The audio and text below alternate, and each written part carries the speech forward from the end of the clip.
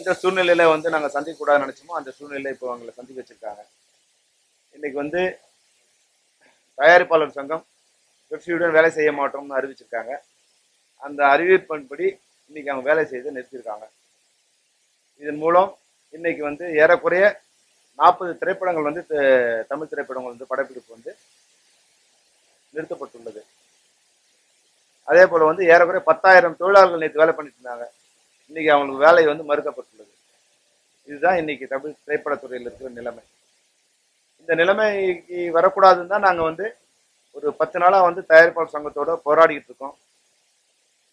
அவங்க எந்த விதமான உடன்படிக்கைக்கோ இல்லை வந்து பேச்சுவார்த்தைக்கோ வர தயாராக இல்லாததால இன்னைக்கு இந்த நிலைமை ஏற்பட்டு இந்த வேலை நிறுத்தத்துக்கோ அல்லது வேலை தடைபடுவதற்கோ தொழிலாளர்கள் சம்மேளனம் காரணம் இல்லை.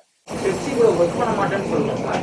நான் பெப்சி கூட ஒர்க் பண்றோம், எங்க வேண்டியப்பட்டதோட சேர்த்து ஒர்க் பண்றோம். ஏன்னா ஒரு ப்ரொடியூசர் தான் இத்தனை பேர் வேலை பார்க்க முடிவு பண்ணணும், இவங்க எப்படி முடிவு பண்ணலாம்னு தான் பிரகாஷ்ராஜ் உங்களுக்கு ஒரு கல்யாணம் பண்ணி வைக்கிறாங்க, கொண்டாடி கூட இருப்போம், வேற ஒருத்தர் கூட இருப்போம்னு சொன்னா சரியா இருக்குமா?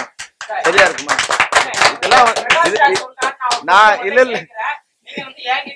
அவங்களுக்கு யார் கேள்விக்கான பதில் யார் கேட்டாங்களோ அவங்களுக்கான பதில். எந்த கேள்விக்கோ ஒரு ஒரு பொதுவான இடத்துல ஒரு ஒப்பந்தம் போட்டு தொழிலாளர் ஒரு தொழில்துறைக்கு ஒரு தொழிலாளர்கள் இது வந்து ஒரு 40 வருஷம் ஒரு ஒப்பந்தம் போட்டுருக்கு.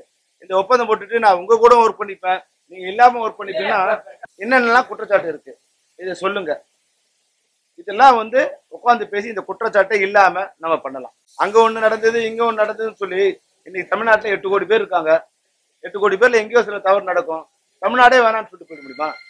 இது போல வந்து 23 தொழிலாளர்கள் இருக்கிற இடத்துல சில தவறுகள் நடக்கலாம். அந்த தவறுக்கு காரணம் அவங்களா இருக்கலாம், இல்லை நாங்களா இருக்கலாம். இதெல்லாம் அந்த சுச்சுவேஷன் தான் தீர்மானிக்கும். போற போக்குல வந்து குற்றம் சாட்டுறது சரியா இருக்காது சார். பிரகாஷ் ராஜ் சாருக்கு நிறைய தெரியாது சார். அவர் ஒரு நடிகர். பொது விதி புத்தகம் இருக்கா இல்லையான்னு வந்து அங்க அவர் 5 படம் ப்ரொடியூஸ் பண்ணியிருக்காரு. ஆனா நான் வந்து 14 படம் ப்ரொடியூஸ் பண்ணியிருக்கேன். நான் ப்ரொடியூசர் கிடையாது, ஏன்னா நான் டைரக்டர். டைரக்ஷனை பத்தி தான் எனக்கு அதிகமா தெரியும். அதனால அவருக்கு படம் ப்ரொடியூஸ் பண்ணியிருந்தா கூட பேசிக்கா நடிகர். அதனால பொது விதி புத்தகம் இருக்கா இல்லையான்னு அவர் அவங்க இருக்க பக்கத்துல நிர்வாகி கேட்க சொல்லுங்க. அவங்களே கையெழுத்து போட்டு ஒரு 11 புத்தகம் கொடுத்துருக்காங்க 2008 வரைக்கும். அது இருக்கா இல்லையான்னு அவங்க கேட்க சொல்லுங்க. விஷால் கூட இப்போ வந்து அது கொஞ்சம் கன்வின்ஸ் ஆகிற மாதிரி எனக்கு தெரியுது. விஷால் சார் கூட வந்து நான் சொன்னேன் சார் இதெல்லாம் இப்படி வந்து, ஏன்னா அவரோட நான் எல்லா இதுக்கு வந்து நான் கோஆபரேட் பண்ணுவேன். அவங்க எல்லா தயாரிப்பாளர் சங்கத்துக்கு எல்லா விஷயத்துக்கும் நான் கோஆபரேட் பண்ணும்போது அவர் ஒரு நல்ல நட்பு இருக்கு, நல்ல புரிதல் இருக்கு. அப்போ விஷால்கிட்ட சொன்ன, விஷால் நீங்க வந்து இதையெல்லாம் பண்ணணும்னு நினைக்கிறீங்க, 40 வருஷம் தவறுகளை சரி பண்ணணும்னு நான் சொன்னேன்னு பிரகாஷ் ராஜ் சொன்னாரு. 40 வருஷம் தவறுகள் இல்லை, எப்படி தவறுகள் ஆகும்? போன வருஷம் இருக்கும்போது அது சரி. போன வருஷம் இப்போ அரசாங்கம் வந்து டாஸ்மார்க் இந்த 500 மீட்டருக்குள்ள இருக்கக்கூடாதுன்னு இப்ப முடிச்ச இப்ப தவறு. ஆனா போன வருஷம் அது சட்டப்படி சரிதானே? அப்போ ஒரு நிர்வாகங்கள் சேர்ந்து முடிச்ச விஷயங்களை போன வருஷம் சரியானது இல்லை. இப்போ நிலைமை மாறுது, டிஜிட்டலுக்கு வந்து கன்வர்ஷன் ஆயிட்டோம். இதுல சில மாறுதல் ஏற்படுத்தணும். அதனால இதெல்லாம் சரி பண்ணலாம். எங்களோட செலவை குறைப்பதால் மட்டும் வந்து தமிழ் திரைப்படத்துறை அப்படியே வந்து ஓஹோ நாளைக்கு சொர்க்கம் வந்துடாது. எங்களால பிரச்சனை வந்தா அந்த பிரச்சனைகளை நாங்க முடிவு சொல்லணும்னு சொல்லியிருக்கோம். அதை விட்டு இதை தூண்டுற மாதிரி இல்ல பழைய பகையெல்லாம் மனத்துல வச்சுக்கிட்டு அவர் திட்டுறது இவர் திட்டாங்க இதெல்லாம் நடக்காத விஷயங்கள் இல்லை. இது வரைக்கும் இந்த சம்மேளனத்துல முதல் வந்து யாரும் யாரையும் தரமற்று தாக்கக்கூடாது, யாரும் விமர்சனம் பண்ணக்கூடாது. யார் விமர்சனம் பண்ணாலும் யூனியன்ல இருந்து எடுத்துருவோம். சொன்னா உண்மையை சொன்னா அவங்களுக்கு வலிக்கும். அவங்க எல்லாரும் நண்பர்கள், நான் அவங்களுக்கு வலிக்க கூடாதுன்னு நான் நினைக்கிறேன். பெப்சி தொழிலாளர்கள் இல்லாம படம் பண்ண முடியாது சார். அவங்கள வந்து ஒழுங்குபடுத்தி ஒரு சரியான இதுவா கொண்டு செலுத்தணுங்கிறது அது வந்து எனக்கு ஒரு மாறுபட்ட கருத்து இல்லை. ஆனா பெப்சி தொழிலாளர்கள்லாம் படம் பண்ண முடியாது, சரியான படம் பண்ண முடியாது.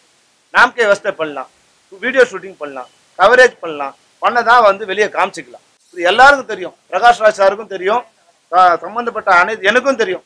நான் கூட இப்போ போனால் படம் பண்ணலாம். ஆனால் அது சரியான படமாக இருக்கும்னா இருக்காது. அதில் கொஞ்சம் சில மாற்றங்கள் தேவைப்படுதுங்கிறது உண்மை. அந்த மாற்றங்களை நாங்கள் கொண்டு வரோம். ஆனால் எங்களை ஒழிச்சிட்டு நீங்கள் பண்ணணும் நடக்காது. நாங்களே எல்லாம் எந்த அமைப்போடு போய் நீங்கள் பேசுவீங்க? இப்போ நான் பெப்சி ஒழிச்சிட்டீங்க, ஒரு முறைசாரா இதுவாக இருக்குது, யாரை போய் கேட்பீங்க? உங்களுக்கு நாளைக்கு கேமராமேன் ஒன்று எங்கே போய் கேட்பீங்க? ஜூனியர்ஸ் ஒன்று எங்கே போய் கேட்பீங்க? டிரைவர் ஒன்று எங்கே போய் கேட்பீங்க? மறுபடியும் நான் தயாரிப்பாளர்களுடன் நாங்கள் சேர்ந்து பணிபுரியணுங்கிறது எனக்கு தெரியும். அதனால நான் அவங்களை அவமானப்படுத்த விரும்பல.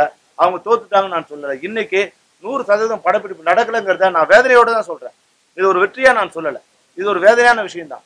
அவங்க 40 ப்ரொடியூசர் பாதிக்கப்பட்டாங்க, எங்க 10,000 தொழிலாளர்கள் பாதிக்கப்படுறாங்க. இது 2 பேருக்குமே வேதனை தரக்கூடிய, நஷ்டத்தை தரக்கூடிய ஒரு செயல். இதுல எங்களுக்கு விருப்பம் இல்லை. இது வேண்டான்னு தான் எங்களோட வேண்டுகோள். ஆனா நாங்களே வேண்டாம்னா நாங்க என்ன பண்றது?